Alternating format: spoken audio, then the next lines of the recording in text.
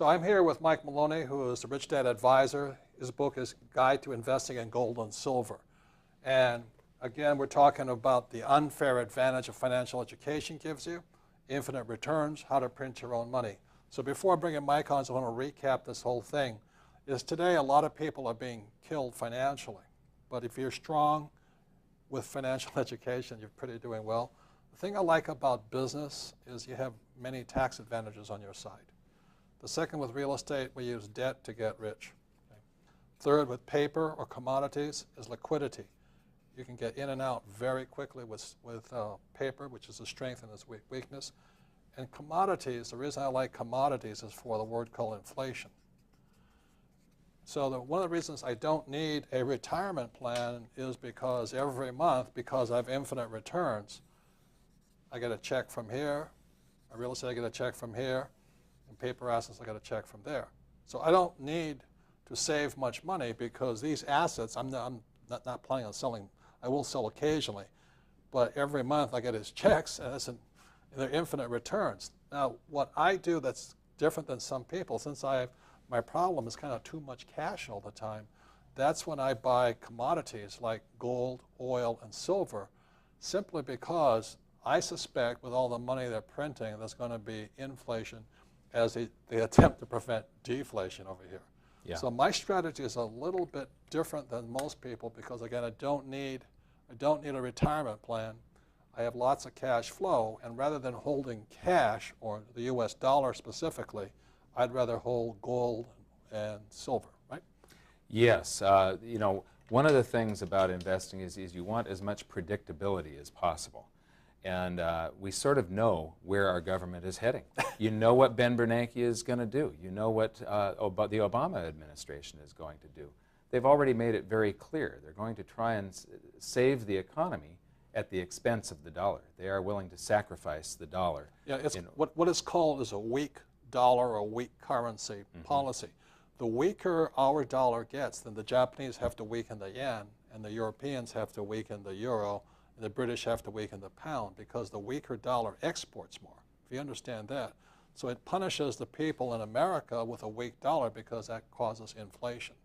Yes. Because the dollar can't buy as much. Correct. One of the things that's going on right now, we're creating currency at an amazing rate. Every central bank in the world, for the first time, is printing. Yes. They have to. They have to. If they don't keep up with the printing that the U.S. government is doing, their exports to the United States stop, and their economies slow. Yes. So every time we print, they print. And it's even the Swiss. You know, I was having a drink at the bar in New York 2 nights ago, and I won't mention the name of the bank, name of the person, but he's way up there. He says UBS, you know, the UBS bank, and Credit Suisse, their debt, their default is 10 times bigger than the whole GDP of Switzerland. I mean, the amount this credit bubble is collapsing on them, it is 10 times bigger the entire government, the GDP, the gross domestic product of the entire nation of Switzerland. Wow. So that's how big the bubble is. And that's they're printing, they try and keep this thing up rather than deflation, which they're terrified. We could have a short-term deflation, but ultimately, it's my belief that there is just no way that this turns out to be permanent deflationary. Ben Bernanke's greatest fear is deflation. What I'm going to show you is something called base money. Base money is the amount of cash in circulation, so it's paper dollars, and then deposits that the commercial banks have at the Federal Reserve, which are all redeemable in paper dollars. So basically, it's a measurement of how many paper dollars exist. And the data that we've got starts back in about 1918 with the Federal Reserve, and it goes along like this, and we're like right up here. Then the value of all the, so this is the value of all the paper dollars that exist, the total value. And you're saying this starts in 1918 or 1918? Well, the Fed started in 1913, right. But the data starts in 1918. Okay. But the value of all the gold held at the Treasury, take the number of ounces of gold times whatever the price of gold is at the time, was down here. And then in 1934, they unpegged the dollar from gold, And the value of the dollar sank from 1/20th of an ounce of gold to 1/35th. So in other words, the price of gold rose. It wasn't gold going up, it was the dollar going down. But what's interesting is the will of the public and the free markets. They unpegged the dollar, the free markets bid the price of gold up until the value of the gold at the Treasury matched every dollar, the value of all the dollars printed from George Washington to Roosevelt. Then we go out to 1980, and gold was at 35 bucks an ounce. Okay, so this date was 1934? Yeah, 1934. This is actually 71 here. 1971. That's when Nixon yeah. took us off the gold standard. Nixon took us off the gold standard in August of 1971. And gold, the will of the public and the free markets, again, gold rose and then did a little thing like that.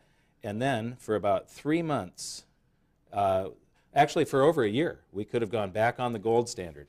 Gold's price, the number of ounces at the Treasury times the new price, once it was over about 500 bucks an ounce, there was enough gold at the Treasury to pay out against every single dollar printed from George Washington to Jimmy Carter. So that's this 1980. 1980, right? And that's when gold hit around 850 and silver hit about 50. Right, yeah. And now they're printing like crazy, but gold was 850 here, and then it went down to like 250, and now it's back up to about 950. So it's a little bit higher than it was here. So this is not 2009 where we are today. Yeah, 2009. Now, here comes the big news. In September of 2008, they bailed out Fannie Mae and Freddie Mac, the government-sponsored entities that backed all of these mortgage-backed securities. They purchased them from the banks, they purchased the mortgages, and then they were bundled up and sold. When they bailed them out, the Federal Reserve wrote a check, and it created another, it took 200 years to go from $0 to 825 billion, 825. And then they printed another 900 billion in September of last year. And so this was 1.8 trillion roughly. And then in March, they announced another 1.2 trillion. So now we're at 3 trillion paper dollars that exist. This is in less than a year, folks. We've gone, it's almost 4 times, it's like 3.7 times the amount of paper currency that exists on this planet, paper dollars, than existed before September 9th of 2008. Now, for gold, for history to repeat, and for gold to do the same thing that it did back in 1934, in 1980, and literally hundreds of times around this planet, going all the way back to the first great inflation in Athens in 407 BC, gold would have to rise to a price of $15,000 an ounce to cover the number of paper dollars that exist today. And that's just, is that just U.S. or is it all? That's just U.S. And here's the big catch here. A lot of people are worried about gold being confiscated or something, the U.S. government banning private ownership of gold. Well, the problem is 70% of all the world's currency is U.S. dollars. More than half of those dollars are outside the United States.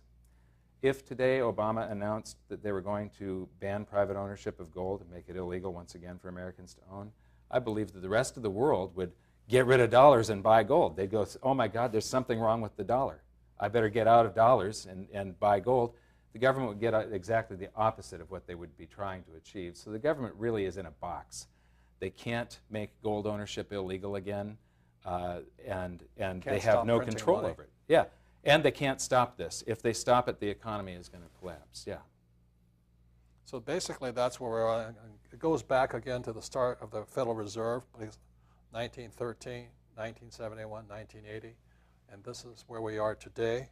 Mm-hmm. I think another thing that's interesting was that 1971 was an interesting date because by 1980, the bailouts were in the millions. Yes. By 1990, the bailouts were in the billions. And by 2009, it's now in the trillions. And probably headed toward quadrillions soon. So as you know, that, as we've said in Conspiracy of the Rich, every fiat currency, everything that's been printed, ultimately goes to its true value, which is 0. So that's why gold and silver may be the biggest infinite return of it all. Yes, if the paper dollar goes to zero, that means you got infinite returns. Infinite returns. And so there's so many ways you can make money, but again, it's the unfair advantage of having some degree of financial education. And this is the reason we wrote Conspiracy of the Rich, is because this is not our opinion. These are facts right now, and I think we're out of control. And as you read in Conspiracy of the Rich, there's been two kinds of depressions. One was a deflationary one, which was the US, and the second was an inflationary one, which was Germany. And I think we're going to inflation. Yes, and either way, though, what was interesting, this was a deflationary period, yet you had massive gains in the purchasing power of gold. This was an inflationary period. So I think we're in for some amazing times ahead, and you can either be afraid of it or you can put yourself on the right side of things, and this can be the greatest opportunity in your lifetime. Right. This could be the biggest transfer of wealth ever. Yes. This is Mike Maloney's book, Guide to Investing in Gold and Silver. And thank you for being a Rich Dad Advisor. Thank you. Thank you for being part of Conspiracy of the Rich.